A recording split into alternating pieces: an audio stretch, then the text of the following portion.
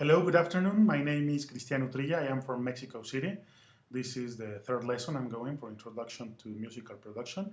And I'm going to talk about automation, how to automate a multi-track session. I'm using Adobe Audition. I have a 5-track session here, 2 drums, 1 bass, and 2 guitars. And you can see this is the editor canvas. And I have here my mixer canvas. I have all my tracks named. So let's get started. The first one I'm going to use is read or leer and play.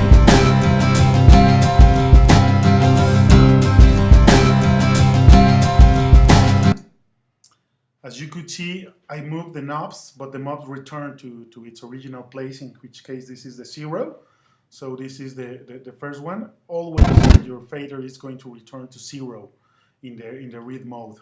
Then we have the escribir or write. Let's see what's the difference. I'm going to here.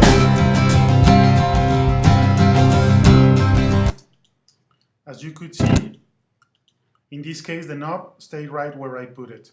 Let's hit play. Playback. As you could see, the knob just stayed just in the exact place I left it. That's in the right section.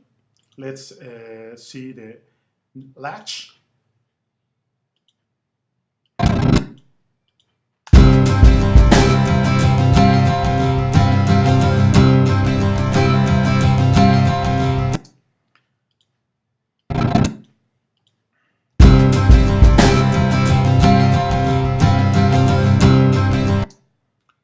So as you can see, this is a very intuitive way of making an automation process. And there's the other one, I like to call it the digital process. In that automation process, you have to work in the editor canvas.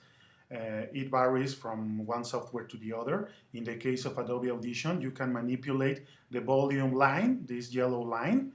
You have to select the tool, the move tool, sorry, the arrow, and it will appear as you are just on top of the volume line, this plus icon, and you can move the whole line, or you can just click on the mouse and you will see these dots, and these dots will allow you to automate in a very, very, very precise manner. Even if you prefer, you can use the zoom tool and have a very, very, very precise automation process. One of my recommendations is that you always have the long line in the 0. So I recommend always put a dot or 2. Always have your line on the 0, and then you can manipulate one side or the other of the tool. Let me put the solo so we can appreciate.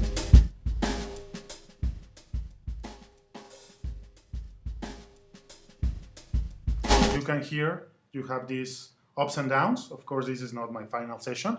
It's just for the exercise purpose. But well, those are the kind of automation process. We have the manual one. I think it was meant for the old school engineers. All my respect for those guys. Then you can manipulate as if you were on the mixing board. And the informatic or digital automation process, when you can go to your track and use the volume line, and with your click and your move tool, you can select and make all the necessary adjustments in your volume, track by track, and you can see your session at the end of the process. Okay, so thank you very much, and see you later. Bye.